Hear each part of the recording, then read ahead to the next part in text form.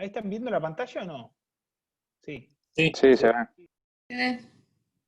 Un segundito que me pongo el chat, así tengo todo ahí. Lo mismo.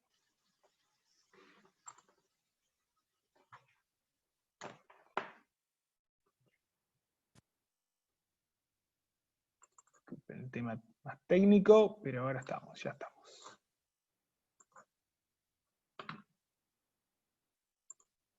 Bien, ahí estamos. Bueno, como les comentaba, vamos a ver instalaciones de provisión de agua en edificios. En especial vamos a ver hoy edificios de propiedad horizontal. Pero me gusta siempre al principio darles un pantallazo general. Nosotros hemos venido incorporando, en la medida de lo posible, temas de sustentabilidad y de sostenibilidad en las instalaciones. No solamente que funcionen, sino empezar a dar algunos conceptos porque entendemos o estamos convencidos de que esto es algo que tenemos que empezar a incorporar desde el proyecto de un edificio, del proyecto de una instalación. Como ingenieros tenemos que tener esa responsabilidad social y ambiental. Entonces, saber con qué estamos manejando, ¿no? En la provisión de agua, primero tenemos muchas fuentes, podemos tener muchas fuentes, pero a mí me gusta empezar con esta imagen del planeta Tierra. Es una imagen donde, como ven, quizás la han visto, pero donde se ha extraído el agua. Básicamente vieron que se habla de que el planeta tiene un gran porcentaje de agua, pero básicamente de todo el total de ese agua, entre un 2,5 y un 3% es de agua dulce, que es obviamente lo que luego de tratado, ya lo vamos a ver, llega hasta nuestros hogares como provisión de agua potable. De ese 2,5, 3%, lo que está disponible o fácilmente disponible en ríos, en lagos, en arroyos, es el 1%. El resto lo podemos encontrar en glaciares, más o menos la clasificación está en un 60 y largo por ciento en glaciares y un 30 en subterráneo, de forma subterránea. Y el otro 1% es el que está más disponible. Entonces, fíjense, como de esa cantidad de agua total muy, muy importante que tenemos, solamente el 1% está disponible. Entonces, el uso racional del agua es muy importante. Y ya vamos a ir viendo algunos conceptos. Vamos a pasar. Bueno, el agua, como vieron, empezamos viendo las instalaciones cloacales y pluviales, pero la instalación cloacal se basa en la provisión de agua. El escurrimiento de desechos cloacales en la mayoría de las circunstancias necesita de agua. Ya vamos a ver si requiere potable o no. Algo vieron igualmente en instalaciones pluviales, que se pueda dar un reaprovechamiento. Pero básicamente el agua potable que llega hasta nuestras casas es un recurso importante y que se sirve para otras instalaciones. Bien. En la ingeniería sanitaria, ¿para qué se usa el agua? No solamente para que llegue a nuestras casas, sino ¿cuál es la razón de ser? Bueno, si no tuviéramos agua, estaba leyendo estos días atrás en AISA, que tiene un montón de información histórica sobre la provisión de agua y demás, de cómo era hasta antes de la fiebre amarilla, y por qué se daba, ¿no? La fiebre amarilla fundamentalmente se dio por un tema, o el cólera también, esas fiebres que hoy nos parece que tenemos el COVID, y nos parece terrible, pero bueno, muchos años atrás también tuvieron grandes enfermedades, grandes pandemias, y muchas de esas originadas por la dificultad del acceso al agua, y sobre todo la dificultad de la potabilización del agua. Nosotros aquí en la ciudad de Buenos Aires y alrededores, contamos con el Río de la Plata, que es una fuente no inagotable, pero casi inagotable de agua dulce, y hoy tenemos captaciones en el río en distintas partes, que lo hace AISA, pero antes de esto, los aguateros, ¿escucharon hablar de los aguateros? Bueno, había personas que recogían agua del río, o también había aljibes, y ese era el medio de provisión de agua que se tenía.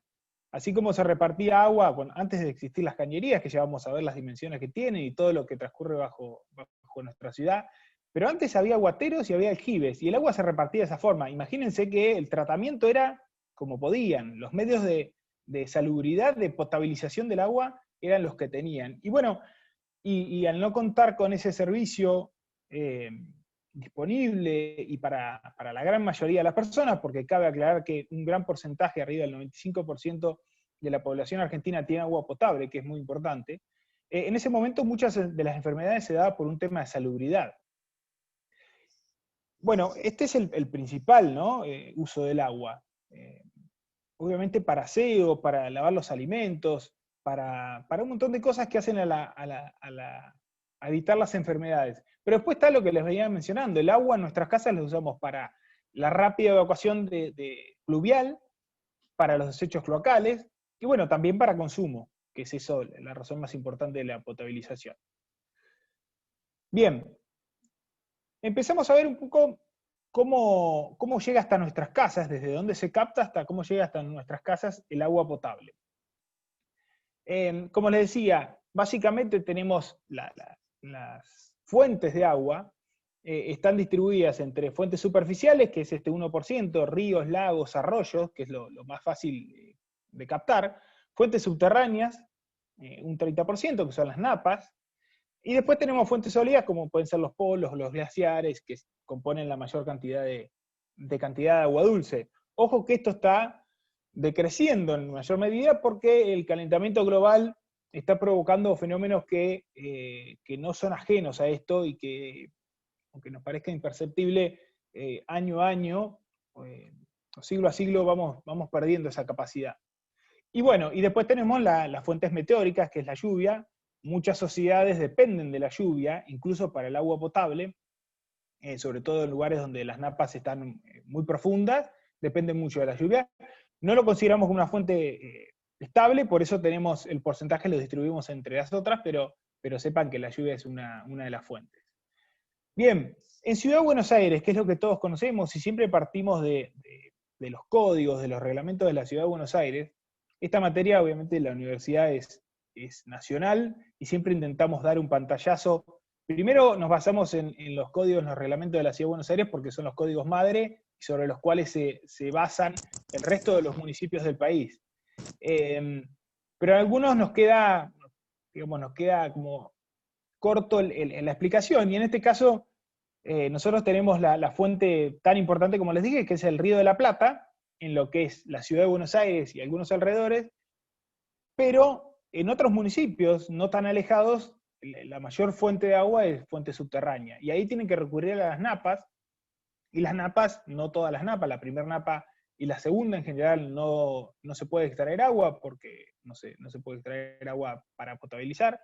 Se recurre a una tercera napa, en algunos casos se puede llegar aquí, digamos en los alrededores, hasta 50 metros, y ni hablar de lugares como más cercanos a la cordillera, Mendoza, el NOA y demás, que en la mayoría de los casos para encontrar agua de calidad, que no tenga muchos metales pesados y demás, hay que ir abajo de los 100 metros. Perforaciones muy costosas, y que acá lo tenemos en el Río de la Plata, es una ventaja. Si queremos ilustrar cómo llega el agua desde el Río de la Plata, en este caso hasta nuestras casas, es un tema más de volumen que de disponibilidad.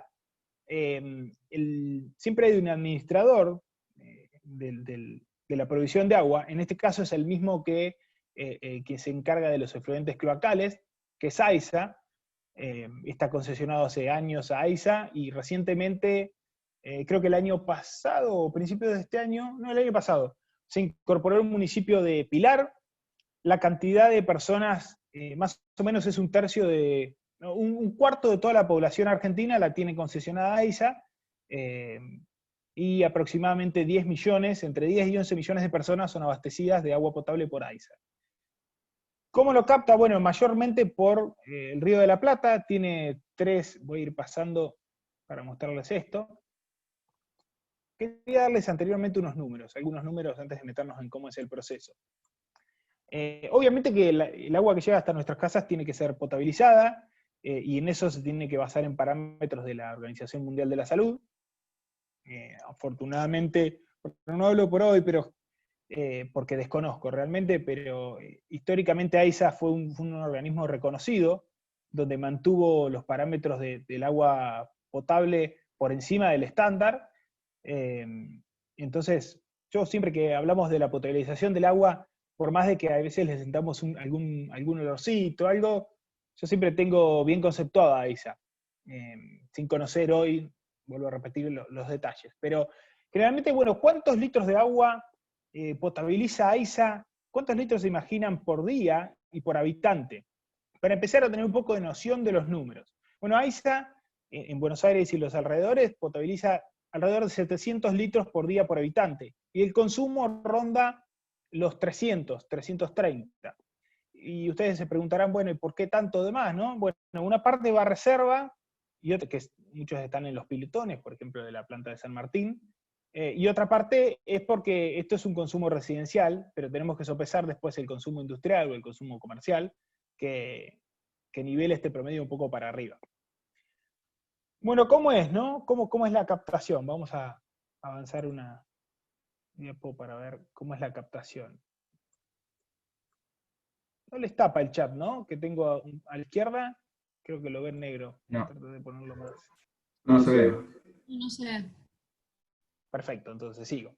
Bueno, la captación. La captación AISA tiene, como les decía, tiene algunas tomas. Si ustedes se acercan a la costa enfrente de Aeroparque, van a poder ver aproximadamente unos 1.200, 1.300 metros, entre 1.000 y 2.000 metros de la costa, van a poder ver unas tomas, como unas casitas que se asoman en el río. Esa es una de las plantas de captación, hay 2 o 3, y creo que la tercera está en desuso. Pero de ahí se hace la toma de agua. Obviamente eso tiene que ir una cámara de entrada que va a ser después elevada, porque está a una profundidad, y después de ser elevadas con bombas, naturalmente, pasa unas cámaras de carga que se le aplica el primer proceso. AISA tiene 3 grandes plantas potabilizadoras, creo que lo mostraba anteriormente, pero tiene 3 grandes plantas potabilizadoras de captación de agua subterránea, y luego tiene otras tantas 16 plantas de potabilización de agua subterránea. Las 3 que les mencioné son para agua superficial y las otras 16 para agua subterránea. Este es un caso, el caso de, por ejemplo, le estamos ilustrando el caso de la planta de San Martín, la planta que está detrás de Aeroparque, que es una de las plantas más importantes de Sudamérica, de potabilización de agua. Y acá les voy a mostrar muy rápidamente el proceso, si nos metemos en lo que nos compete un poco más, que es de la línea municipal hacia adentro. En una primera etapa tenemos una coagulación. Luego, obviamente al principio hay rejas de cribado, ¿no? En esa toma que tenemos para sacarle el material, si hay ramas, si hay material grueso, se hace el cribado ese más importante en las entradas del río, y luego pasa esta parte que ya no vienen materiales grandes. Entonces en una primera etapa pasamos por una coagulación, después pasa a pilotones mayores, que tenemos una floculación y decantación. Acá se hace el proceso de barros activados. Esto lo vemos mejor en IOC 2, donde vemos sistemas estáticos y vemos por ahí cómo se hace el tratamiento en ese momento, digamos, en ese caso desde cloacal, pero también trabaja con un sistema de barros activados, con una aireación, piletas de aireación, donde se va de alguna manera tratando el fluido. En este caso es el agua, y se hace un tratamiento mayor porque hay que potabilizarlo, pero en estos piletones tenemos la floculación y la decantación. Bueno, después pasa por otro proceso de filtración, para finalmente la desinfección a partir de cloro, generalmente, y una última etapa de alcalinización a partir de cal. Bueno, ahí se regula el pH, y termina de dotarse al agua, de potabilizarse completamente y darse esos parámetros que estén dentro de los parámetros de la OMS. ¿Cómo siguen adelante? Bueno, eso, después de las 3 plantas estas de tratamiento de potabilización que les dije, tiene que llegar hasta nuestras casas. Lo que pasa es que están en grandes piletones y hay que vencer la gravedad, ¿no? Para llegar. Bueno, esto es un mapa general de la concesión que tiene AISA con respecto al suministro de agua. Acá falta, en este plano falta, por ejemplo, Pilar, que le sigue entre Tigre y 3 de Febrero, Hurlingham. Pero básicamente acá se ven las 3 plantas grandes, siguen mi cursor, tenemos la de Luján, tenemos la de San Martín, que es la que está pegada a Aeroparque, y tenemos la de General Belgrano, que está en Quilmes. Bueno, las tomas correspondientes, y luego vamos a tener la red de distribución. Tenemos una primera red que se le llama red primaria. Esta red parte naturalmente de estas plantas potabilizadoras y va a llegar mediante lo que se denominan ríos subterráneos, porque son cañerías de un diámetro muy importante, ahora les voy a mostrar, pero algunas de más de 4 metros de diámetro, hasta las estaciones elevadoras que están ubicadas estratégicamente en distintos puntos de la ciudad y que van a dotar de la última elevación para que luego sí vaya por gravedad a cada uno de los domicilios, de los edificios. Por ejemplo, una de las estaciones elevadoras que pueden conocer es la de Córdoba, el edificio ese tan lindo que hay sobre Córdoba. Bueno, hoy está más destinado a oficinas, pero supo ser uno de los tanques grandes de la ciudad. Esto, por ejemplo, cuando se construyó, muchos años atrás, uno de estos ríos subterráneos que les digo. Miren las dimensiones, ahí están los obreros construyendo, esto es una derivación, pero la cañería mayor tiene, creo que esta tenía 4,30 metros, y la otra tiene 2,80 metros. Pero fíjense las dimensiones, ¿no?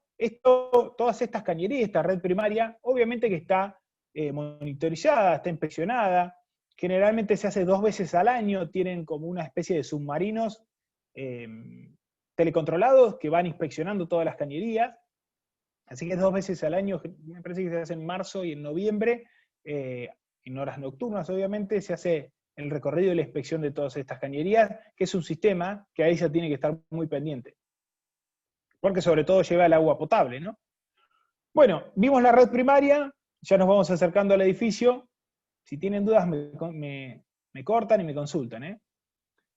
Tenemos la red secundaria. Yo les dije que teníamos los ríos subterráneos que llegaban hasta estas estaciones elevadoras, hasta estos grandes tanques que hay ubicados estratégicamente en la ciudad, en puntos altos, y luego pasamos a la red secundaria. La red secundaria tiene ya cañerías de menor diámetro, obviamente, que van distribuyendo cuadra a cuadra, manzana a manzana, cañerías maestras, luego cañerías de distribución, y en el medio tenemos un montón de válvulas que tienen que estar para el control, para la regulación, para la monitorización, para la toma de muestras, que ya vamos a ir viendo algunas, pero básicamente son de desagüe, de limpieza, válvulas de incendio, que también son reglamentarias y tienen que estar, y válvulas esclusa para que el fluido sea unidireccional.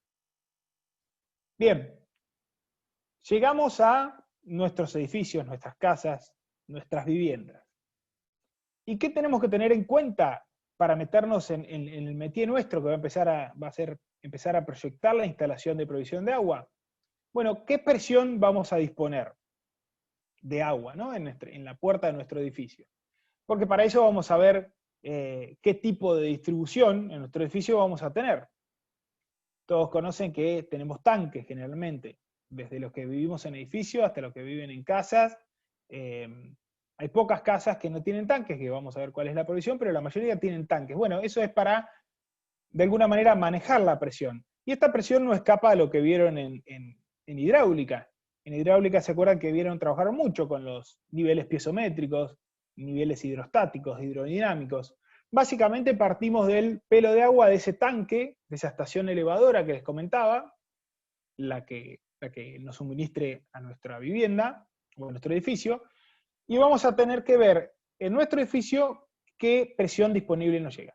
Generalmente el estándar con el que trabaja AISA es de no menos de 10 metros de columna de agua para la presión en cada edificio, pero ¿cómo se calcula o cómo tenemos que tenerlo en cuenta? ¿O cómo lo razonamos a partir de eso, más allá de lo que nos diga AISA de cuál es la presión disponible en nuestro domicilio? Bueno, para eso vamos a tener que evaluar 3 tipos de distribución de agua, y una cuarta que lo vamos a ver después, en función de la presión disponible. En lugares, en viviendas sobre todo, donde el nivel piezométrico mínimo, y les explico rápidamente qué son estos niveles piezométricos, haciendo recordando un poco lo que vieron en hidráulica. Bueno, el hidrostático es cuando no hay consumo, el hidrostático, digamos, es algo teórico, si nosotros pusiésemos vasos comunicantes, en algo teórico, el nivel de agua del tanque distribuidor, este nivel debería llegar, si pusiéramos una manguera, una cañería, a este nivel, pero eso no pasa porque la realidad es que hay pérdidas de un montón. Entonces, bueno, se pasa a nivel hidrodinámico, a nivel piezométrico máximo y mínimo. El hidrodinámico es teniendo en cuenta las pérdidas, y el piezométrico es ya teniendo en cuenta también los consumos de la red. El máximo es cuando hay bajo consumo, o casi mínimo en la red, entonces tenemos una presión disponible en los edificios más alejados. Supongamos que este edificio que está denominado como indirecta es el más alejado, entonces la presión que vamos a tener está determinado por donde se corte la línea, por la ubicación, la línea piezométrica máxima. Y como vemos, a la primera le queda muy arriba, ¿no? Tiene una presión disponible mayor. Y tenemos el piezométrico mínimo. ¿Esto qué nos representa? Nos representa la presión disponible que tenemos en horarios de consumo alto, que obviamente baja. Entonces, cuando nosotros tenemos una vivienda ubicada en un punto donde tanto el nivel piezométrico máximo como el mínimo estén por encima del último artefacto a abastecer, generalmente tengo una ducha, que generalmente es el artefacto más alto, podemos llegar a hacer una distribución directa. ¿Qué quiere decir esto? Que no voy a necesitar de un tanque de reserva, ni un tanque de bombeo para abastecer a todos los artefactos de mi edificio por gravedad. Entonces, esto se lo denomina distribución directa. Cuando tenemos el segundo caso, donde no todos los artefactos de mi edificio están por debajo de las dos líneas, de la piezométrica mínima y la máxima, tenemos que recurrir a una distribución semidirecta. ¿Y qué quiere decir esto? Bueno, que vamos a tener que recurrir a instalar un tanque de reserva en las posiciones más elevadas del edificio, y luego distribuir por gravedad hacia abajo, por cañerías. ¿Cómo pasa esto? Dicen ustedes, bueno, ¿cómo se va a llenar este tanque? Acá no hay ninguna bomba, nada. El tanque se llena por gravedad. ¿Y cuándo se llena? Y bueno, en horarios donde el consumo es bajo y donde la presión disponible en la red se encuentra básicamente en la línea piezométrica máxima, ven que está por encima del tanque de reserva. Entonces, en horarios nocturnos sobre todo, es donde este tanque de agua se llena, y en horarios de mayor consumo, este tanque distribuye por gravedad a las distintas plantas. Esta es la provisión semidirecta. En cambio, la provisión más compleja que podemos tener es cuando tanto en la línea piezométrica máxima como la mínima, como la hidrodinámica, la hidrostática son más teóricas estas, están por debajo, o mejor dicho, siempre sigue habiendo artefactos que están por encima de estas líneas. ¿Qué quiere decir? Que siempre sigue habiendo artefactos donde la presión disponible en ese lugar no llega para digamos, tener una provisión, una distribución por gravedad. Entonces ahí, en este caso, vamos a tener que recurrir a una provisión indirecta, necesariamente que cuente con un tanque no solo de reserva, sino también un tanque de bombeo. El tanque de bombeo obviamente se va a encontrar por debajo de la línea piezométrica mínima, y se va a abastecer directamente de la red, y luego desde el tanque de bombeo, por un sistema de bombas, se va a elevar y se va a llenar el tanque de reserva para abastecer durante todo el día a las distintas plantas, los distintos artefactos del edificio. Bien. Bueno, aquí tenemos un... Sí. Perdón, ¿le puedo hacer una pregunta del anterior? Respecto a la provisión directa, en el caso de que estemos medio al límite, ¿no? ¿Se consideran como despreciables las pérdidas adentro del edificio? O sea, porque yo estoy comparando la piezométrica en la calle contra la altura de la ducha. No sé si soy claro. Sí, perfecto. Cuando estés medio, o sea, hay que tomar esas pérdidas, pero sobre todo, podemos verlo acá, cuando estés al límite vas a estar al límite de las dos, digamos, de la piezométrica máxima y mínima. Cuando estés muy cerca, ya vas a tener que pasar, vas a estar en este caso, ¿me entendés? Vas a estar cuando estés muy cerca vas a tener que poner un tanque de reserva para no fiarte, ¿no? Claro. Perfecto. Porque esto es dinámico. Entenderás que esto acá se marca, pero es dinámico, depende del consumo. No sé si respondí. Entonces, pregunta. perdón, en las casas bajas, donde hay distribución de agua potable, no necesito tanque, básicamente. Va a depender de la presión que tengas disponible. Generalmente, si se rigen por el estándar, vamos a verlo en esta, si se rigen por el estándar que maneja AISA, que generalmente no debería o no da presiones mínimas de 10 metros de columna de agua, generalmente vamos a tener en una casa de una o dos plantas, no tendríamos que tener problemas, nos vamos a encontrar en este caso. Pero hay que preguntar a AISA qué presión disponible tenemos. No es que por default vamos a decir, bueno, es una casa de una planta, es una casa de dos plantas, puedo prescindir del tanque. Tenemos que cerciorarnos de la presión disponible que tenemos. Y ahí empezar a ver, bueno, qué artefactos tengo más altos, digamos, cómo fluctúa en la zona esas presiones. Obviamente AISA nos da la mínima, nos va a dar este nivel, el piezométrico mínimo.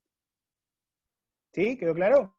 Perfecto, muchas gracias. Yo tengo una consulta Sí. en el gráfico anterior, que había Sí. dicho que el nivel piezométrico mínimo se alcanzaba cuando el consumo era máximo. Si eso es así porque baja el nivel del tanque o porque hay algún otro fenómeno. ¿Cuál tanque, perdón?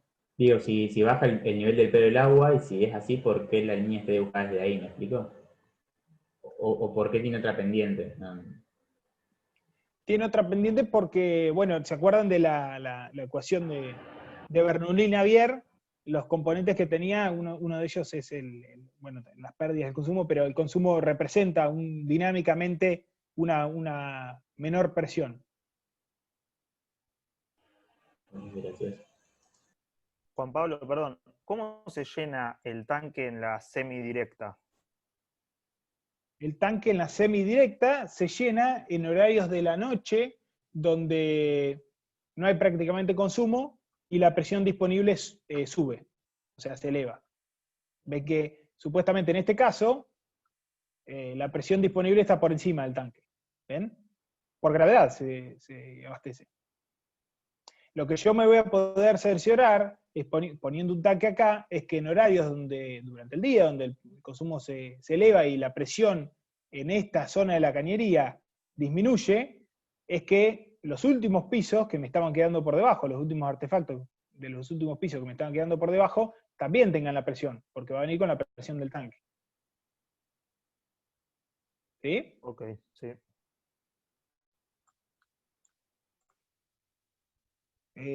Hay una acotación en el chat de Martín, de uno de los docentes. Bien, sigo adelante. Acá ven con algún mayor detalle los tipos de provisión que les comentaba. Ven que tenemos generalmente la ducha más arriba, en el primero directo. En la semidirecta tenemos el tanque de reserva que se incorpora y ya abastece con bajadas de agua a los distintos pisos, a los distintos niveles. El más completo, la provisión indirecta, donde vamos a tener un tanque bombeo y un tanque de reserva. Vean que la nomenclatura que vamos nombrando, TB larga es tanque de bombeo, TR es tanque de reserva, no somos muy creativos, esto bueno, de la norma de la ex obras sanitarias, tampoco es que lo creamos nosotros. Y aparece un nuevo concepto, bueno, como ven acá en el anterior, en la indirecta, tenemos el tanque de reserva, que hay un tanque de reserva que está compartimentado, ya vamos a ver cuándo, pero es en bajadas en columna, donde va abasteciendo los distintos pisos, y la cañería de impulsión, que sale el tanque de bombeo, pasa por el sistema de bombas y se impulsa hasta el tanque de reserva en los niveles superiores del edificio. Y por último, algo que no damos muy en detalle, pero se puede llegar a ver, es una cuarta provisión, que es la provisión presurizada. Hace algunos años se empezó a usar esto, a proyectar con este sistema, no en todos los casos, pero no tenemos tanque de reserva, aunque los niveles piezométricos mínimos y máximos estén por debajo o siga habiendo artefactos por arriba de los niveles piezométricos. Entonces, El tanque de reserva es un solo tanque que está abajo y que almacena todo el agua de reserva del día, y con un sistema de presurización se eleva a cada uno de los niveles el agua según demanda, ¿no? Acá son bombas de presurización, agua-aire, que van regulando ya, digamos, la tecnología avanzada, tiene reguladores de velocidades, entonces no es que cuando se abre una canilla prende una bomba, sino que va regulando el caudal y la presión. Obviamente en esto dependemos de un suministro eléctrico constante. En el resto de los sistemas, por ejemplo, nosotros llenamos el tanque de reserva y teniendo de noche, digamos, provisión de energía eléctrica, llenamos el tanque de reserva y para todo el día siguiente, con un uso racional del agua, tenemos agua potable sin necesidad de energía eléctrica, de electricidad. Vieron que generalmente cuando se corta, hace un tiempo cuando se cortaba la electricidad, se cortaba al instante, y bueno, obviamente dejamos de tener electrodomésticos y demás, pero el agua se cortaba a los 2 días, los más afortunados a los 3 días, pero se cortaba al día o a los 2 días. Bueno, ¿qué pasaba? Porque el tanque de reserva está lleno en las alturas y sigue abasteciendo agua. Por eso es muy importante que cuando se corte el suministro eléctrico, lo identifiquen y empiezan a hacer un uso más racional del agua aún, porque si el corte persiste, nos vamos a quedar sin agua, que es la fuente vital que les mencionaba anteriormente, ¿no? Salubridad y demás. En este caso, no tenemos, ¿cuál es la ventaja? Bueno, no tenemos un tanque de reserva elevado, reducimos las cargas en el edificio, bueno, no necesitamos de un espacio, sí necesitamos un espacio en el subsuelo o en planta baja, pero en los niveles más altos reducimos eso. La desventaja es básicamente esta, que necesitamos tener un suministro eléctrico fiable, y si no lo es, tenemos que tener un grupo electrógeno, porque no sería un disconfort muy grande, ¿no? Que se nos corte la electricidad y quedarnos sin agua al instante. No sé si alguien tenía algo para comentar, si no, seguimos adelante. Bien. Como para correr un poquito el chat, ¿no? Acá estamos. Bien, bueno, nos metemos en el edificio. Dimos los distintos puntos de distintos tipos de provisión y nos metemos dentro del edificio. Les comenté que teníamos un tanque de bombeo, un tanque de reserva, pero vamos a empezar a ver cuáles son las distintas partes de una instalación. Empezamos por la conexión de la cañería esa pública, les dije, la red secundaria. Nosotros vamos a hacer una cañería que se conecte en esa red secundaria con algunas particularidades que vamos a ver, pero tenemos la conexión domiciliaria en el frente del edificio, que va a llegar la cañería hasta el tanque de bombeo. Del tanque de bombeo tenemos el sistema de bombas, y vamos a tener la cañería de impulsión, el tanque de reserva en las alturas, y después, como les venía mencionando, vamos a tener un colector que distribuye las distintas bajadas del edificio. Después tenemos también lo que se llama ruptores de vacío, ya lo vamos a ver. Hay un ruptor de vacío en la planta baja y un ruptor de vacío en este colector, o en las bajadas, no en todas, pero en varias bajadas del tanque de reserva. Y el otro punto importante que vamos a tener que empezar a manejar son las presiones mínimas y máximas, las cargas mínimas y máximas que vamos a tener que disponer para que el sistema funcione. La carga máxima va a ser una carga tal que no supere los 4,5 kilos o los 45 metros de columna de agua, y generalmente se respetan edificios de hasta 15 plantas. No vamos a tener inconveniente. ¿Qué quiere decir esto? Bueno, que el pelo de agua superior, el pelo de agua en el tanque de reserva, la altura que haya entre ese pelo de agua y el artefacto más bajo que tengamos en el edificio no supere los 45 metros. Esto anda muy bien en edificios de 14, 15 plantas. Cuando superamos eso, vamos a tener que disponer de otros medios, de otras instalaciones, que vemos en IOC 2, en instalaciones 2, pero no vamos a poder abastecer artefactos sin poner otra cosa, por un tema de válvulas, por un tema de presión. No están preparados generalmente las válvulas convencionales para eso. Bueno, y después ver cómo van a funcionar en base a las presiones mínimas, las cargas mínimas. ¿Y qué tenemos que tener en cuenta? Bueno, que los artefactos necesitan de una presión mínima de funcionamiento. Básicamente vamos desde las mayores presiones hasta las menores, en una bajada que abastezca a varios pisos en simultáneo. Podemos ver, por ejemplo, esta, ¿ven? Que va piso a piso, va distribuyendo, distribuyen este, distribuyen este, distribuyen este, hasta el final. Va a tener esa bajada, la presión mínima disponible va a tener que ser de al menos 4 metros. ¿Cómo medimos esos 4 metros?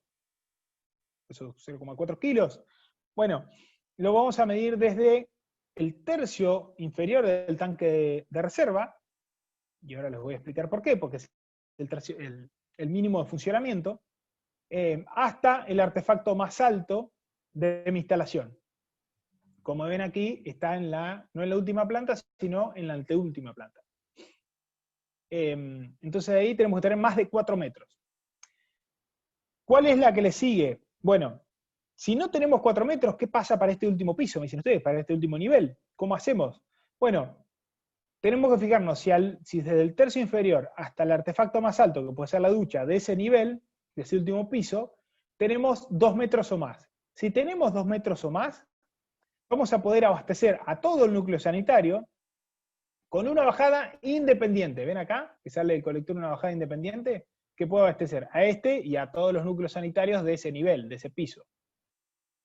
Pero vamos a tener que tener entre les repito, el artefacto más alto de ese nivel y el tercio del pelo de agua del tanque de reserva, 2 metros o más de diferencia. Cuando tenemos otro, ahora vamos a ver algún ejemplo más, pero Perdón, ¿puedo hacer una consulta? Sí, claro. ¿La bajada independiente tiene que ser para cada núcleo de la última planta o para la última planta en sí, para todos los núcleos puede ser una sola independiente? Bueno, depende de los separados. Como regla general, puede ser para todos los núcleos sanitarios de la planta, como funcionamiento, ¿no? Basta que todos los artefactos tuyos te queden a más de 2 metros de ese pelo de agua, puede ser una bajada para toda la planta. Después vamos a empezar a ver un tema económico, de practicidad.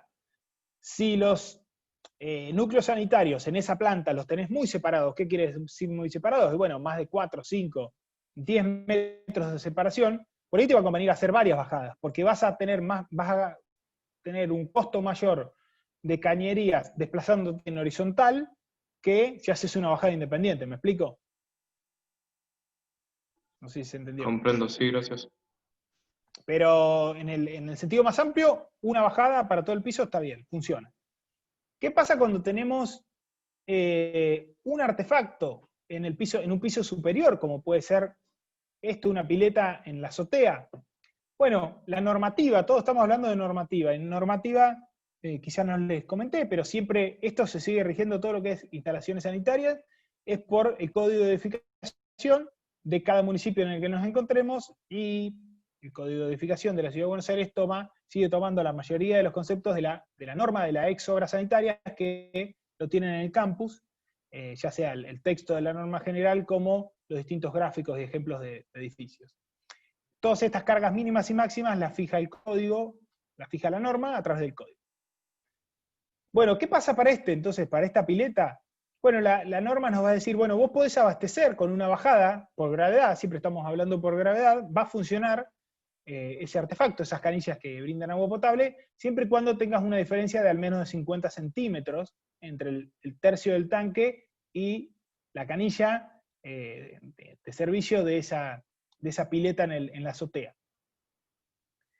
¿Qué pasa si yo tengo muchas veces lo que se le llama la sala del encargado, la sala de portería, o tengo un núcleo sanitario acá arriba?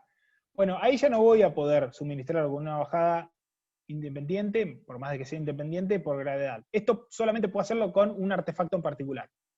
Entonces ahí lo que lo que muchas veces se recurre, es una bomba recirculadora, por ejemplo. ¿Podríamos elevar el tanque? Sí, podríamos elevar el tanque. Pero eso tiene otras consecuencias. Obviamente, tener más carga, más peso elevado a más altura, sobre todo en zonas sísmicas, es un problema. Después que, bueno, vamos a tener que hacer una estructura para elevar el tanque. Otro tema van a ser las alturas máximas que va a fijar cada código de edificación de cada lugar. Entonces ya empezamos a tener algunos temas. Bueno, lo que se hace usualmente si tenemos todo un núcleo sanitario, se suelen poner a la salida del colector de reserva, del tanque de reserva, una bomba recirculadora que me dota la presión esa que necesito. Bien. Pasemos a la conexión domiciliaria. Una cosa que no les dije, que es importante, ¿qué artefacto es particular en cuanto a las cargas, que también la norma nos lo fija? Bueno, los artefactos de calentamiento de agua instantáneos, a gas, los que necesiten gas, un termotanque, un calefón, sobre todo un calefón, ellos van a necesitar una presión mínima de 2 metros, con lo cual este artefacto no aplica para un calefón, por ejemplo, no aplica, tengo que tener mínimo 2 metros. Y también hay algunas válvulas que lo exigen, pero la mayoría de los casos tienen que tener en cuenta esto, ¿no? Bueno, la conexión domiciliaria. Vimos lo general, cuáles son las partes más importantes de la instalación de provisión de agua de un edificio, vimos las cargas mínimas, las máximas, y ahora nos metemos en cada parte, a ver un poquito qué tiene cada parte de esa instalación. Y empezamos por la distribución, por la conexión domiciliaria. Esta cañería es parte de la cañería de la red secundaria pública, que nosotros generalmente no operamos, y de acá, digamos, de alguna manera pinchamos esa cañería, con la supervisión de AISA, obviamente, a través de una férula, y después sale la cañería, que puede ser, ahí tenemos los materiales, plomo, latón, polipropileneno, ya plomo más en desuso por un tema de contaminación.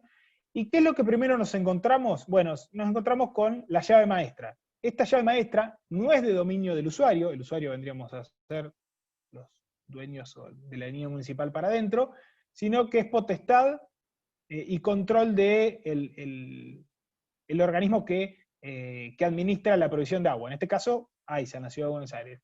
Esta llave maestra, obviamente, se puede dar el corte total, la habilita, cuando está habilitado todo el suministro de agua, la habilita AISA, pero esto es una llave que maneja que el flujo sea unidireccional, que no pueda haber un retroceso desde dentro del edificio hacia afuera. Entonces, es una válvula unidireccional. Y también lo que nos encontramos, cuando aplique, no en todos los casos, pero generalmente está, aunque sea el consumo general del edificio, tenemos un medidor que mide el caudal, ¿no? ¿Qué pasa? Siempre explicamos que en la Ciudad de Buenos Aires, si bien se están instalando algunos medidores en algunos edificios particulares, lo que se mide es el consumo general del edificio, pero no así, a diferencia de gas, por ejemplo, o de electricidad, que se miden los consumos de cada unidad funcional.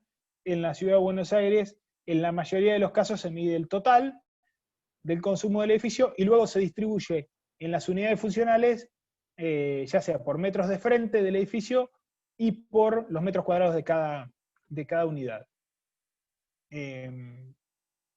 Obviamente esto no colabora mucho al uso racional del agua, ¿no? O sea, pagan justos por pecadores, pero bueno, en muchos lugares se están cambiando y en el interior del país generalmente, o donde tenemos viviendas unifamiliares, directamente el medidor mide todo. Y se penaliza, siempre cuento que en mi pueblo, donde nací, digamos en la zona de Trenquelauquen, a uno ni se le ocurre lavar el auto con agua potable. No se le ocurre por varias formas, ¿no? Un tema... Primero empezamos siempre por la educación, pero después porque somos un poco hijos del rigor. Y si uno se pasa, por ejemplo, en una vivienda unifamiliar de los 7 metros cúbicos al mes, las multas son muy grandes. Entonces uno se cuida, las veredas no se lavan con agua potable, Estoy cansado de ver encargados de edificios que lavan las veredas con agua potable, no solamente lavar, digamos, sacan con la presión de la manguera digamos, la suciedad de las veredas, ni siquiera recurren ahí ya desbloquear en otro nivel, no solo no barren, sino que gastan un agua descomunal. Es agua potable, cuesta mucho potabilizar el agua, y es un recurso escaso, por más de que el ciclo del agua sea un ciclo cerrado, con un uso racional, ¿no? Es cerrado, si no empezamos a tener pérdidas importantes. Pero nada, esto a modo de comentario, y de eso de siempre ir volcándonos hacia la sustentabilidad. El día que tengamos todos medidores en nuestras unidades funcionales y realmente se pague lo que vale el agua, ahí vamos a empezar a verlo por el otro lado, ¿no? Por ahora vamos concientizando desde la educación. Seguimos de la línea municipal, cruzamos la línea municipal hacia adentro y tenemos la llave de paso principal del edificio, que está a muy poca distancia de la línea municipal. Se trata de colocarlo, la norma no fija, pero se trata de colocarlo a algunos centímetros, siempre está en la entrada, y va acompañada de una canilla de servicio. Esta llave de paso principal es la segunda barrera contra el retroceso del agua, la segunda llave unidireccional, y luego pasamos, luego de la llave principal y de la canilla de servicio, nos dirigimos hacia el tanque de bombeo.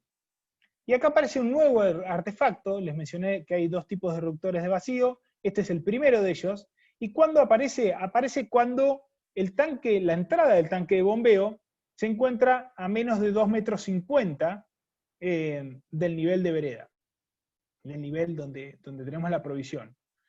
¿Y qué pasa? ¿Para qué existe esto? Bueno, tenemos acá un sifón invertido, y se usa cuando tenemos tanques en el subsuelo, sobre todo, para que, ¿se acuerdan que veíamos en donde teníamos las líneas piezométricas y demás, teníamos que puede haber una casa al lado de un edificio, y esto pasa por ahí en los barrios periféricos donde puede suceder?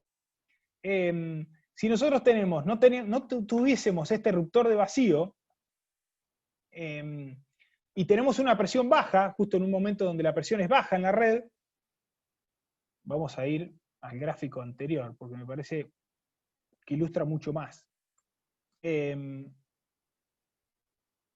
Tenemos este caso, por ejemplo, a ver si en el primer caso, perdón, tenemos un tanque acá, en este lo ilustra mucho más. ¿Qué pasa cuando nosotros tenemos un nivel piezométrico, una presión disponible en la red más abajo? Podríamos tenerlo, voy a dibujarles, porque me acuerdo que la clase pasada esto quedó, a ver si lo dibujo ahí. ¿Lo ven ahí a la línea? Sí, Sí, ¿no? Sí. Supongamos que ese es el nivel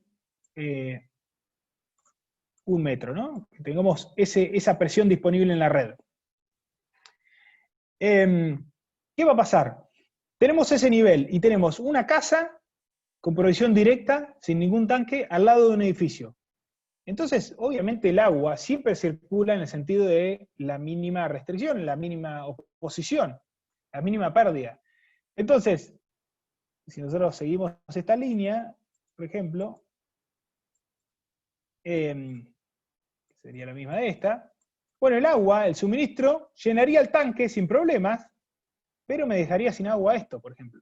No tendríamos un suministro. Bueno, la norma prevé eso, prevé en situaciones donde el nivel esté bajo. Entonces dice, momento, cuando ustedes tengan que poner un tanque de bombeo, que ese tanque de bombeo esté a menos de 2,50 m, podría estar acá el tanque de bombeo, antes de abastecer acá, tengo que pasar por un reductor de vacío. ¿Qué quiere decir? Que este tanque no se va a llenar si en toda la red, digamos, en esa cuadra, por así decirlo, no tenemos una presión mínima disponible de 2,5 m. ¿Y eso qué garantiza? Bueno, que una ducha normalmente está a 1,80 m, asumo 2 metros, pueda tener agua sin que se vaya todo al tanque de bombeo. ¿Sí? ¿Quedó claro? No entiendo bien cómo es que funciona el reductor de vacío. El reductor de vacío lo que hace es, de alguna manera, elevar una restricción para que con una presión baja no se llene el tanque. Digamos, por vaso comunicante, si lo vemos... que hace... Vendría a romper el efecto sifón, digamos. Sí, en realidad yo dije el sifón porque es una U invertida. Básicamente, si yo tuviera esta presión disponible por vaso comunicante, el agua llegaría hasta acá. ¿Sí? Vamos a poner otro color. Llegaría hasta acá. ¿Sí? ¿Se entiende? No vencería, no podría llegar hasta el pelo de arriba y bajar.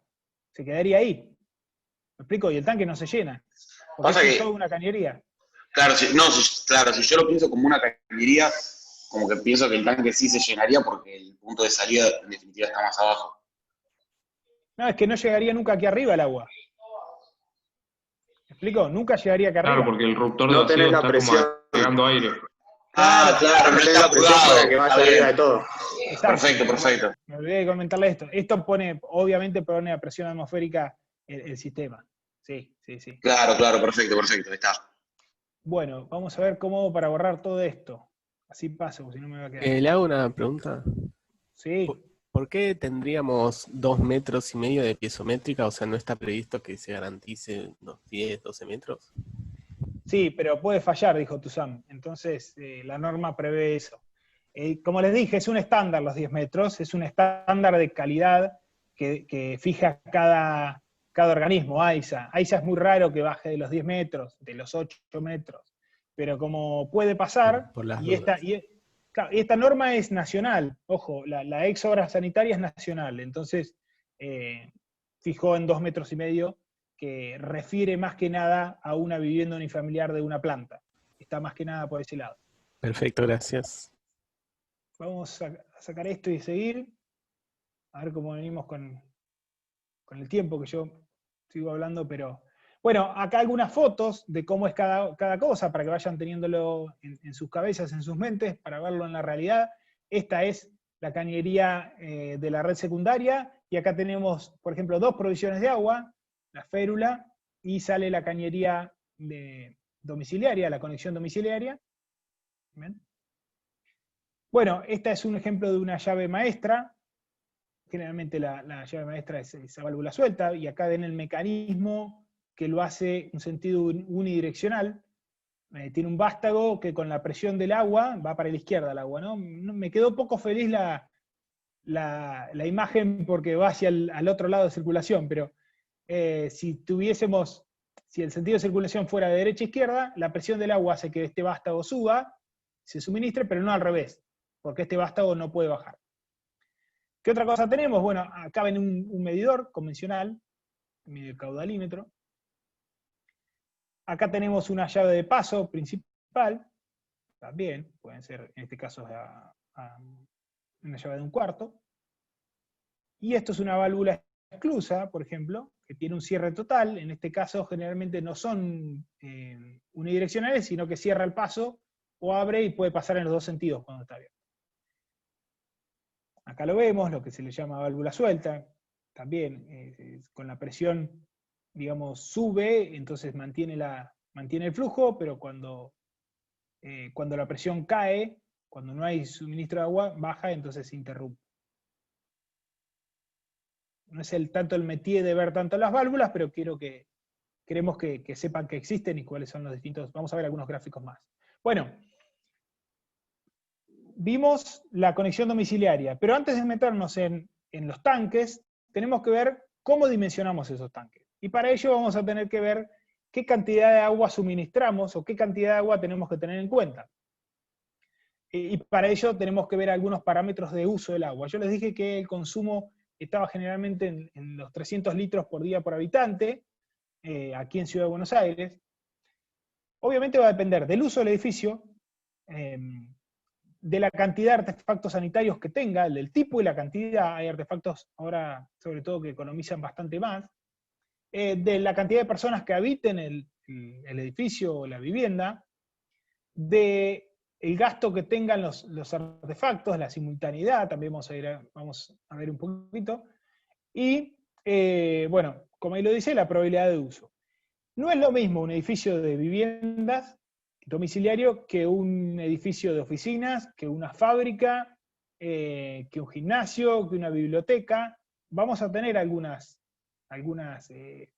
indicios. Y aquí lo vemos, la norma también nos fija algunos parámetros o nos da idea para que podamos usar algunos caudales de consumo diario. Por ejemplo, en viviendas, y también depende de la vivienda, ¿no? Porque el suministro de agua también depende del uso con el que se haga. En una ciudad pequeña podemos tener hasta 200 litros por habitante, en una población rural aislada, 500 litros por habitante, y en una gran ciudad, hasta 300 litros por habitante.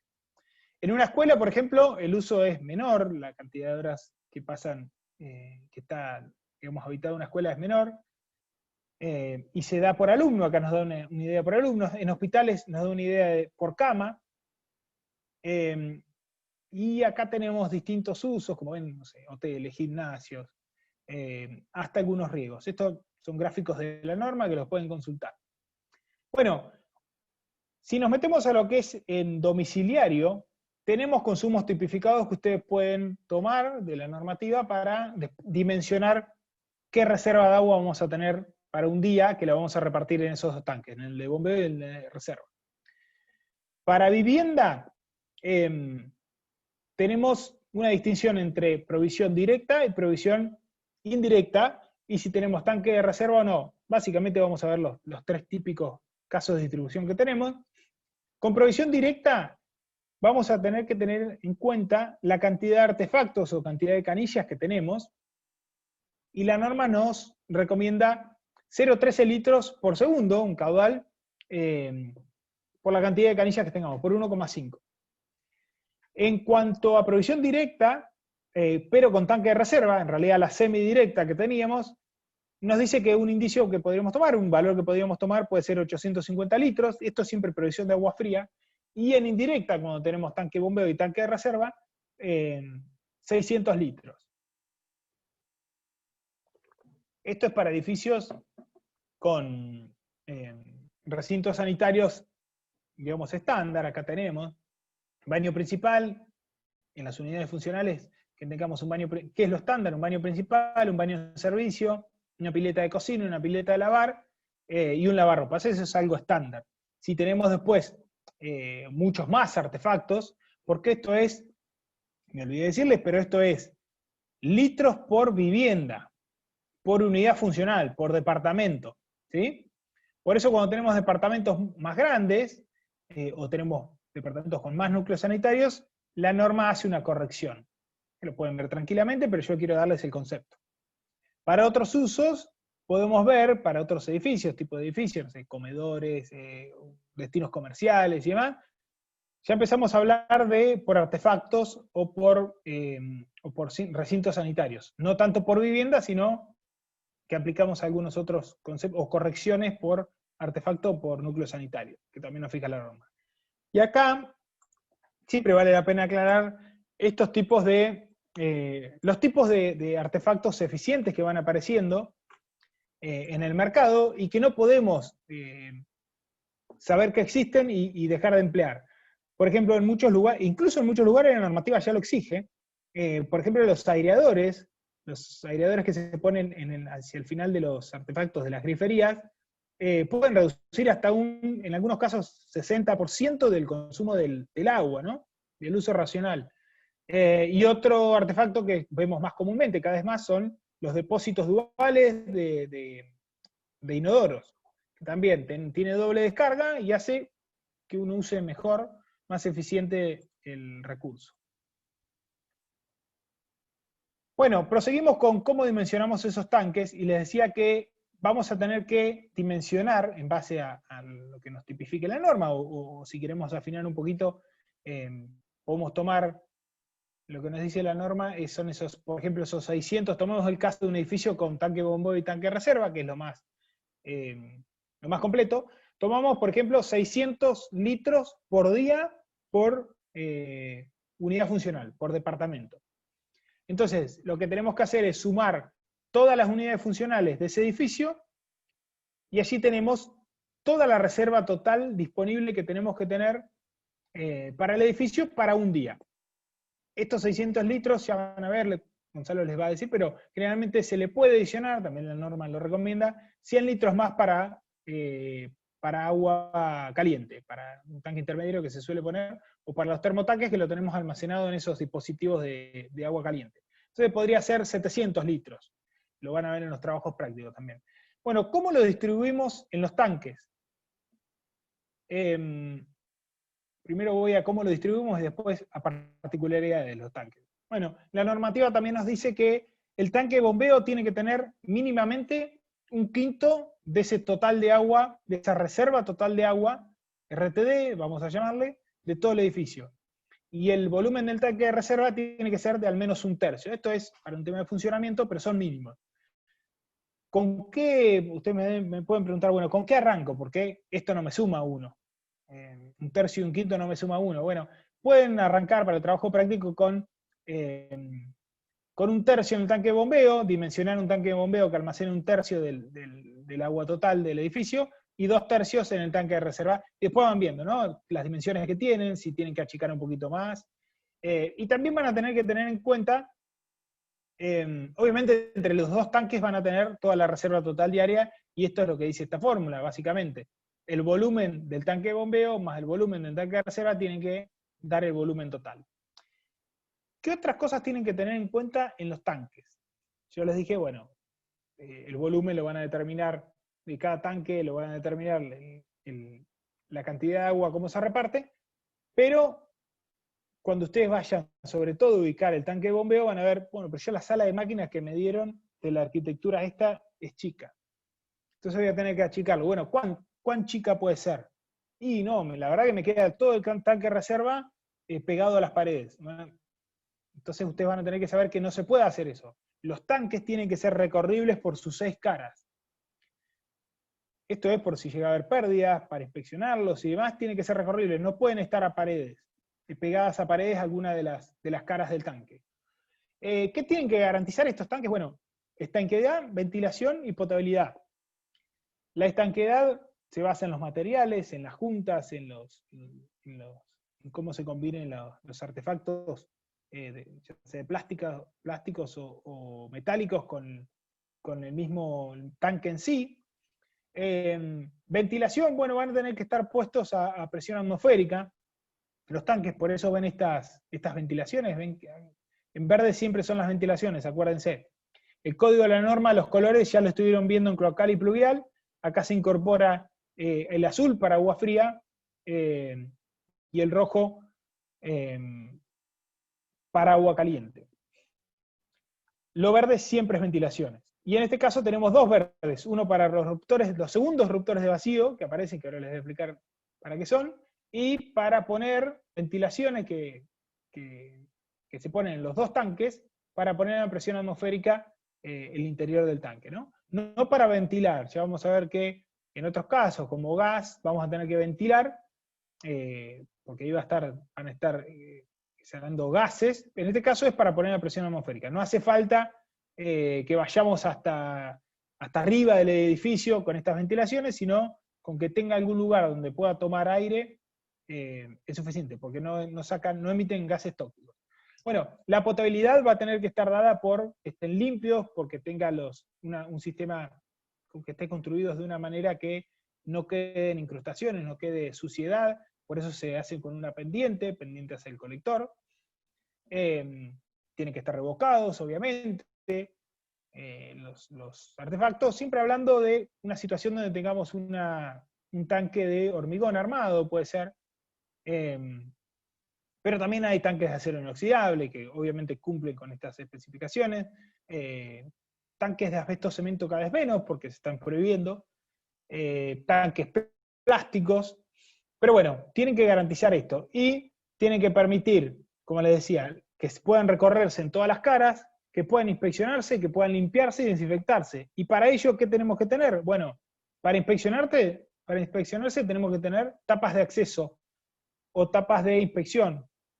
Van a ver que tanto en el de bombeo, como en el de bombeo aquí abajo, como en el de reserva, vamos a tener, vemos el tanque de bombeo, una tapa de acceso de 50 por 50, donde tengo que meterme para limpiar este tanque, porque las tapas generalmente están selladas.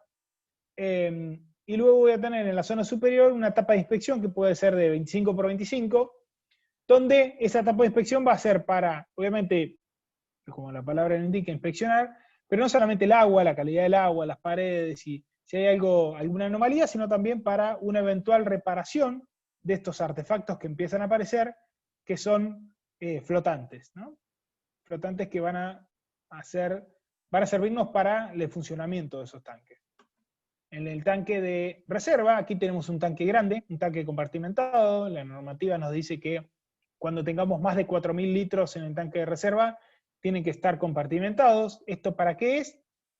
Para que cuando yo tengo que hacer una limpieza, puedo usar un compartimento, limpiar el compartimento y el otro seguir lleno de agua, y seguir nutriendo a la instalación. Como ven aquí, el colector tiene sus bajadas y sus llaves. Cuando estamos limpiando uno, cerramos aquí esta llave, entonces no pasa el agua, y seguimos utilizándolo desde este otro compartimento.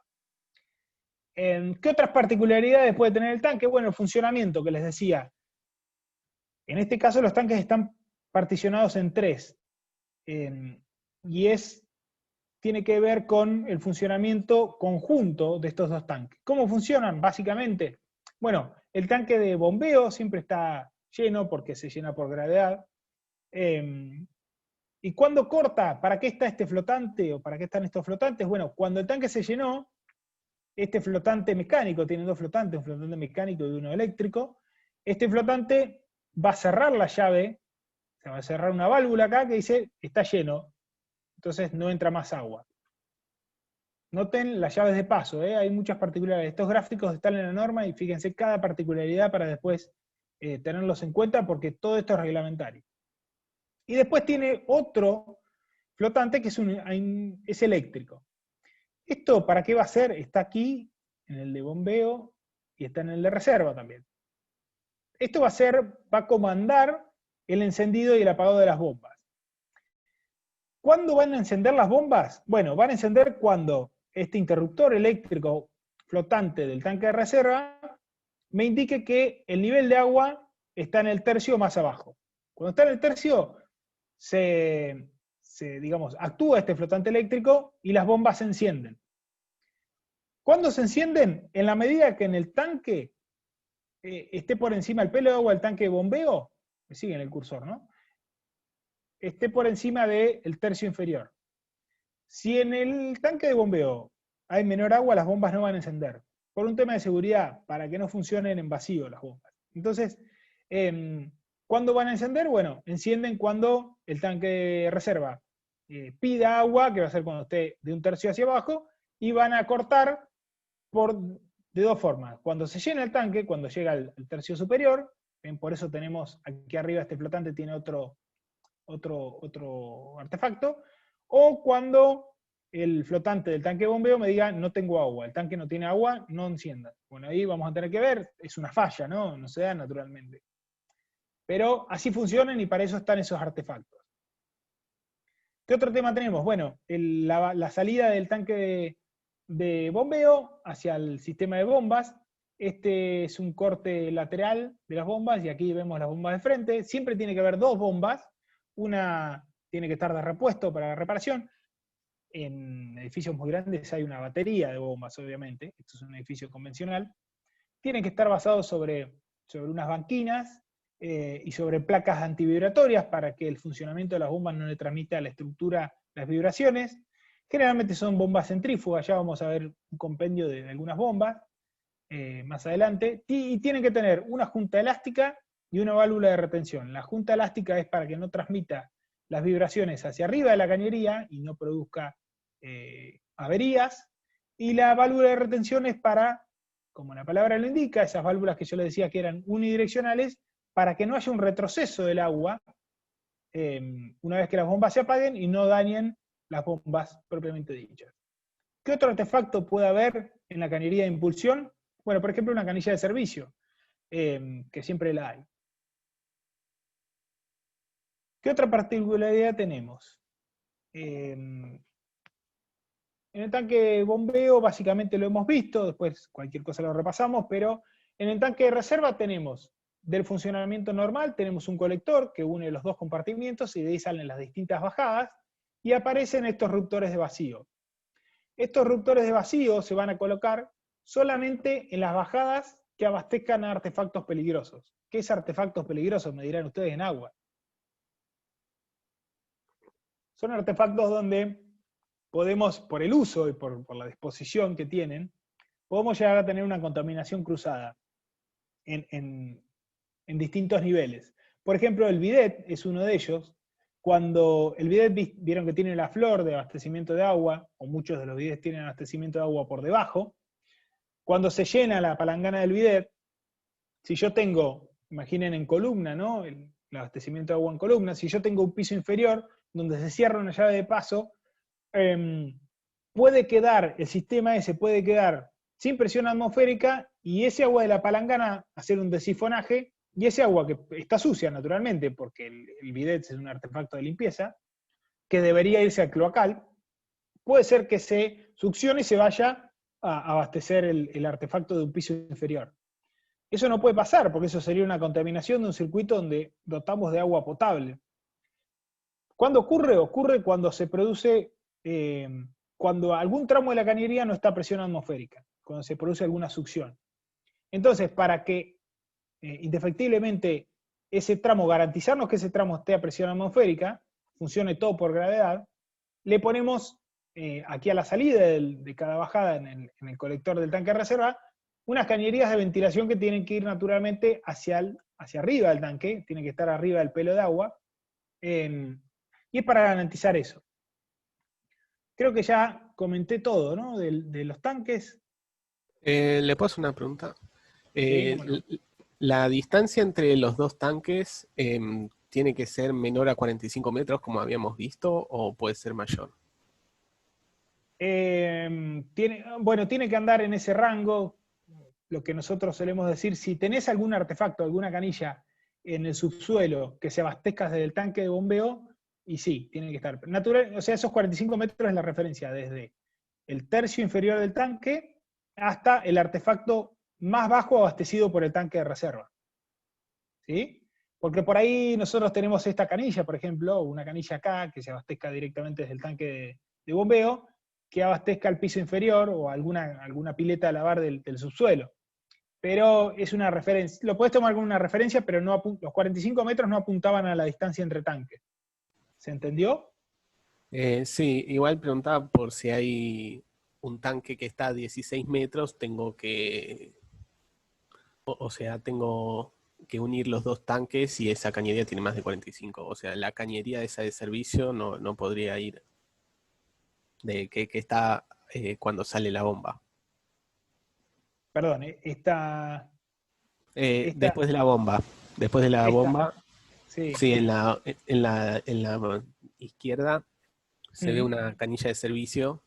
Esta, sí. Sí, que no podría estar, ¿no? Si fuese de más altura el edificio. Claro, si estuviera abastecida por el tanque de reserva, decís. Claro.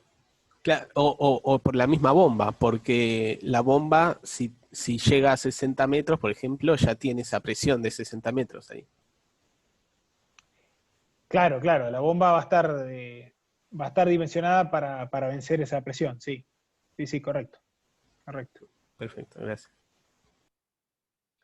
Bueno, acá vemos con mayor detalle un colector del tanque de reserva. Acá están los dos compartimientos. ¿Qué tenemos? Tenemos una llave de limpieza. Esto es para cuando quiero hacer el desagote. Cierro esta llave de paso. Lo primero que hago es cerrar esta llave de paso. Después desagoto un compartimento que quiero limpiar por esta llave de limpieza. Limpio, cierro esta, lleno de agua el tanque, o sea, se llenan porque arriba están unidos los tanques, y vuelvo a tener el suministro de agua de este compartimento. Y lo mismo hago al revés si quiero limpiar este tanque. Acá tenemos, por ejemplo, todas las bajadas, se ve que son bajadas de alimentación a artefactos peligrosos, porque todas tienen ruptores de vacío, y lo mismo de este lado. Aquí también podríamos tener una bomba de recirculación, por ejemplo, si alguna de estas bajadas abasteciera el último piso con un local sanitario. Aquí ven uno en la realidad, esto es una imagen y esto es una foto. Juan Pablo, Bueno. ¿te puedo hacer una consulta? Sí, claro. La limpieza de los tanques, ¿cómo se ejecuta? Porque las bocas de las tapas de acceso vi que decían 50 por 50, y no sé si se mete una persona ahí a limpiar o cómo funciona, pero me parece como una dimensión quizás un poco chica. Es un poco chica, pero es la reglamentaria y se mete una persona. Se mete. Ahí va. Sí, hay trabajos peores. Por ejemplo, les contaron en hormigón que en los mixer, en los trompitos de hormigón, cada chofer tiene que controlar, digamos, mantener limpio su mixer. Y muchas veces los choferes que se dejan estar o no lo limpian inmediatamente, se les seca el hormigón adentro y se tiene que meter con artefactos neumáticos y romper el hormigón. Imagínense cómo debe retumbar eso, ¿no? Aunque la boca sea más grande, pero sí, naturalmente. Y bueno, depende de la ciudad, hay que hacerlo una vez por año o 2 veces por año. Que eso pasó, bueno, muchos reclamos de muchos consorcios durante este aislamiento social obligatorio, donde por ahí se había descontinuado este servicio. Es importante tener los tanques limpios, ¿no? Naturalmente, porque nosotros por un lado por ahí decimos, AISA no está potabilizando bien el agua, yo siento olor. Bueno, comencemos primero por inspeccionar si el tanque está limpio, porque es el primer paso, ¿no? Antes de llegar hasta nuestros domicilios. Bueno, aquí tienen un detalle de lo que les decía, las cargas mínimas y máximas. Véanlo con mayor detenimiento después. Lo que se incorpora, además de lo que les expliqué anteriormente, son las bajadas a los artefactos, por ejemplo acá, un artefacto de calentamiento, a gas, un termotanque, un calefón, que tiene que tener más de 2 metros, si es individual, y de 4 en bajada. Yo creo que no hay nada más acá que les puedo mostrar. No, es un zoom del otro. Y seguimos con el camino del agua, por así decirlo. Acá tenemos un esquema en proyección del sistema de bombeo, y básicamente acá se explica lo que les comentaba anteriormente, con unos gráficos, cómo funciona entre el tanque de bombeo y tanque de reserva, según los flotantes. Si quieren pueden consultarlo después, y cada una, la junta elástica, la válvula de retención, cómo se ejecutan los codos y demás. Tengo una pregunta que me surgió a partir de esto de la junta elástica. En los edificios en altura, que tienen cierto movimiento horizontal, ¿se usan juntas elásticas en la instalación? Sí, claro. Perfecto. Se deben usar. Vamos a ver algunas ahora, algunas filminas, algunas diapositivas más, pero sí se deben usar. Bien, bueno, les comentaba esto, lo vimos. Las bombas. ¿Cuáles son las bombas más usadas? Por más de que nosotros no seamos mecánicos, tenemos que conocer cuáles son las bombas usadas y detectar que no nos vendan cualquier cosa cuando vayamos a dimensionar una instalación o a proyectar una instalación. Generalmente son bombas centrífugas, pueden ser de eje vertical o horizontal, para estas bombas de impulsión, ¿no? Siempre estamos hablando. Y después podemos tener equipos elevadores, ¿cómo se dimensionan? No les voy a contar nada que no hayan visto en hidráulica. Obviamente las variables son la altura manométrica, el caudal elevar, la altura de aspiración, a donde se encuentra, respecto a que van a tener que netear la presión disponible de la red con el desnivel que tenga con el tanque de bombeo. Y después la diferencia entre las bombas y el tanque de reserva, les va a determinar la altura manométrica. El rendimiento de las bombas, eso también le va a aplicar algún coeficiente ahí para calcularlo, para determinar finalmente qué potencia vamos a elegir de bomba. Las curvas características, para que con estas variables saquen la bomba que van a necesitar, y algunas de los parámetros cómo se asocian. No me quiero detener en eso porque no es el métier de la materia. Bueno, les decía, las más usadas son las bombas centrífugas, pero también tenemos otros equipos, como ser los de presurización, en sistemas donde se bombee todo desde un tanque de bombeo, y estas bombitas más chiquitas que acá se ilustran en las fotos, que son las bombas de recirculadoras, o que nos dan ¿se acuerdan que les dije que se pone a la salida de los colectores, o de alguna bajada que abastece al departamento de portería, o algún núcleo sanitario, algún baño que se encuentre en la terraza, y que no me dé la altura, que no me den esos 2 metros, ponemos una bombita ahí y llegamos rápidamente con el caudal. ¿Ven? Acá está el esquema de cómo se instala. Siempre tiene que tener una especie de bypass, pero es un equipo presurizado. Un hidroneumático, estos equipos van más a los otros que les comentaba, a dotar presión porque estos trabajan con agua-aire, son equipos de mayor importancia. Acá tenemos también el caso que les comentaba. Y bueno, saliendo de las bombas, vemos algunos ejemplos, algunos planos de llaves, la llave maestra de conexión que les nombré, que les identifiqué cómo era cómo era el mecanismo para que no haya un retroceso de agua. Medidores de caudal, que tiene algunos planos. Llaves a válvula suelta también, son unidireccionales. Llaves esclusas, o válvulas esclusas. Esto es un vástago que sube y que baja, entonces cuando está abierto el sentido de la circulación puede ser en ambos sentidos, entonces no se pueden usar estas llaves para la llave maestra o para la llave de paso principal inicial de mi edificio. Válvulas de retención, son otro tipo de válvulas que tienen un sentido unidireccional. Y aquí tenemos los flotantes mecánicos, que hay, por ejemplo, en la entrada del tanque de bombeo. Esto cuando obviamente sube el pelo de agua, como es un flotante sube y corta. También lo pueden ver si levantan en los artefactos, en las mochilas de los baños, lo pueden ver también. Cómo funcionan, acá tienen uno en la realidad, una foto. Y un flotante eléctrico que se dispone en los dos tanques. Ven que es algo totalmente diferente, es algo flexible, para que tengan una idea que no es algo rígido. Las juntas que me preguntaban recién, bueno, hay juntas antivibratorias en varios lugares de la instalación y juntas de expansión. Sobre todo se suelen colocar en los, acá ven algún otro tipo de juntas, cuando hay movimientos que permitan un movimiento lateral, un movimiento en el mismo sentido de compresión o de expansión de la cañería, donde hay un cambio de dirección. También se deben utilizar cuando trabajamos con agua caliente, vamos a tener dilataciones en ese caso, entonces siempre hay que tener en cuenta los puntos fijos de la cañería, como pueden ser cuando pasan o están amurados a paredes, a mampostería. Vamos a tener que poner una junta antivibratoria o de expansión, y aquí tienen el ejemplo que me preguntaba recién de la cañería de la bomba. Como ven, esto está bien resuelto, sí tiene un punto de fijación a la salida de la cañería, pero después siempre de la junta está antivibratoria. Aquí ven una foto de unas juntas, tiene un material flexible intermedio, y después para adosarlas a las cañerías. Bueno, ¿qué otro tipo de artefactos hay a lo largo de mis cañerías? Bueno, hay soportes, bandejas. Las cañerías no pueden estar sueltas a lo largo del recorrido, porque estos movimientos pueden hacer que las cañerías se muevan mal, porque las cañerías se tienen que mover, pero se tienen que mover controladamente, para que no tengamos pérdidas, sobre todo.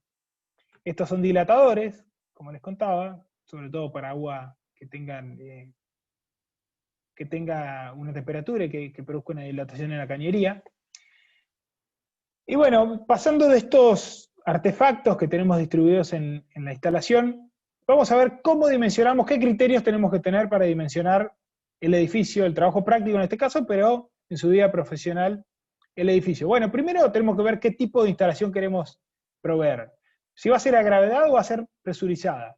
En ese sentido, si va a ser a gravedad, vamos a tener que ver este nivel mínimo disponible que nos va a dar AISA en la Ciudad de Buenos Aires y alrededores, o qué presión disponible tenemos, y en base a eso vamos a ver qué tipo de suministro es, si es directo, indirecto, o directo, semidirecto o indirecto. Y en base a eso vamos a ubicar los tanques, vamos a dimensionar la reserva total diaria, sumando los litros de todos los departamentos, las unidades funcionales. Vamos a ubicar los tanques, dimensionamos los tanques, los ubicamos. ¿Qué tenemos que tener en cuenta? Se los vine mencionando. La accesibilidad, que se puedan recorrer en todo el perímetro, en los planos límites de máxima altura para el tanque de reserva, las cargas mínimas, esto que decíamos, la separación entre tanque y la separación entre el tanque de reserva y los artefactos a abastecer. Ahí me quedó uno que salió antes, pero las bajadas en columna es lo mismo, digamos. Las bajadas en columna vamos a tener que ver qué tan separados en las plantas tengamos los núcleos sanitarios, los baños, la cocina.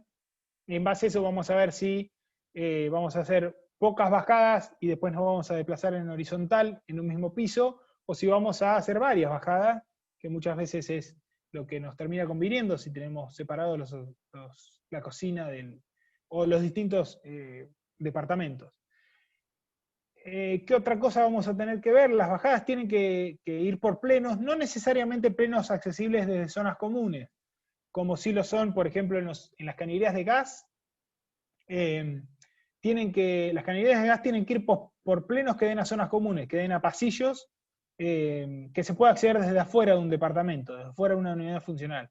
En el caso de cloacal o de suministro de agua, pueden estar en plenos accesibles solamente a través de un departamento. En un momento, hace algunos años atrás, estuvo en discusión esto, y finalmente no se avanzó. Se decidió seguir dejando los plenos para agua y para cloacal, pudiendo estar dentro de una unidad funcional, o accesible dentro de una unidad funcional. Una consulta. Sí. ¿Por qué se hace esta distinción? Bueno, la normativa creo que en su momento lo fijó por un tema de la seguridad, ¿no?, que manejan. No es lo mismo la seguridad en una pérdida de gas que en una pérdida de agua. ¿Es discutible? Sí, es discutible.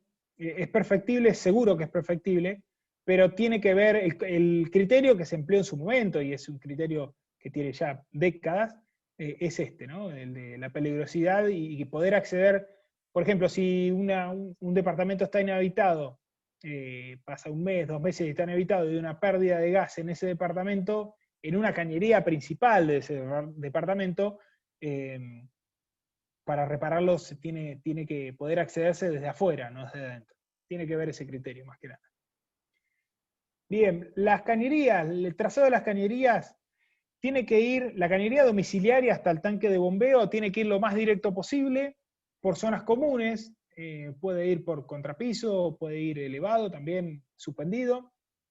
Si tenemos un subsuelo, puede ir suspendido debajo de planta baja.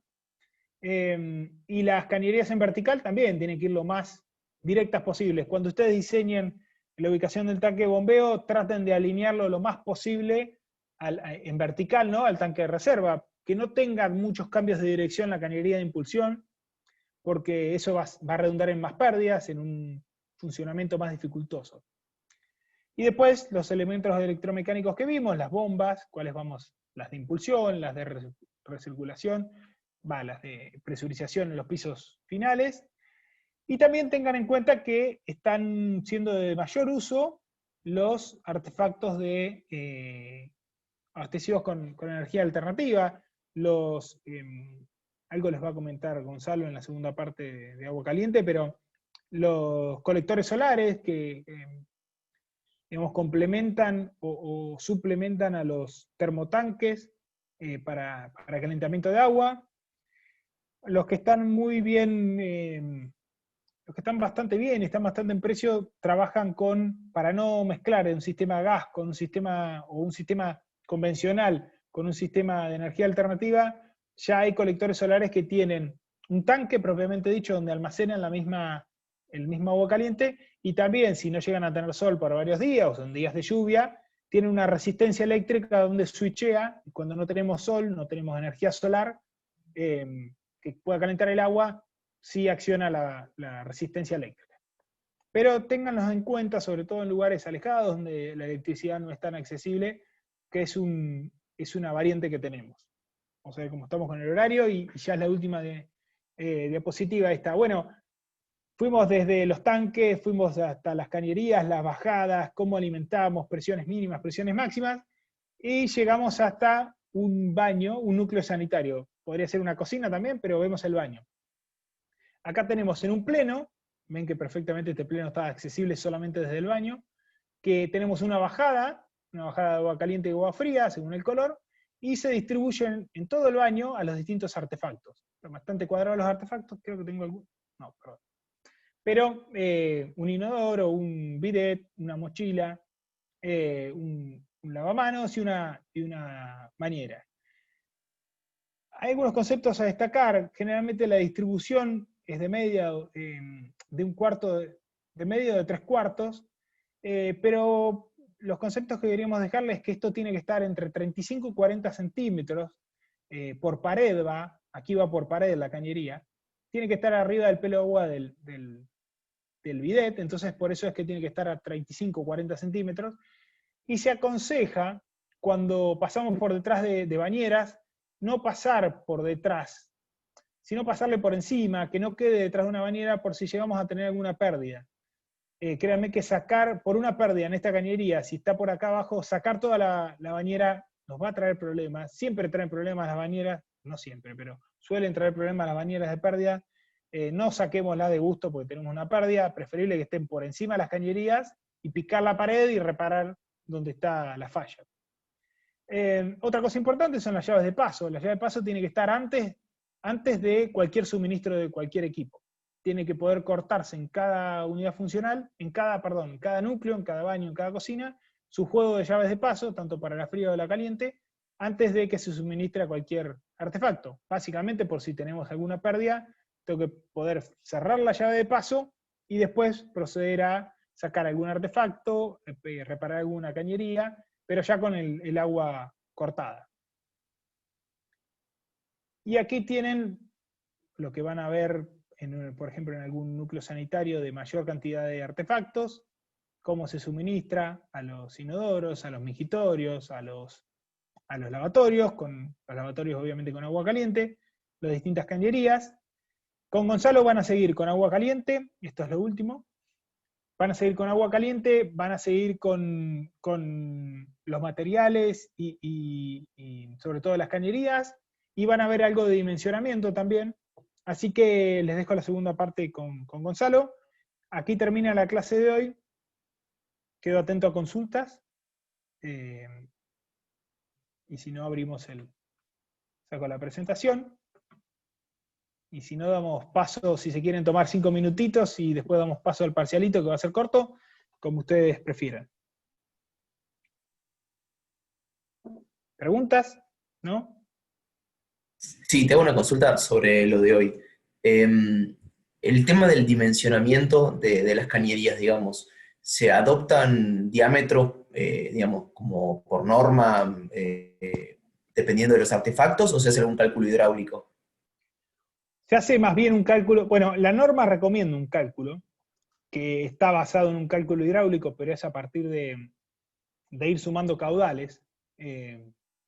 Pero al igual que en cloacal, es perfectible con un cálculo hidráulico.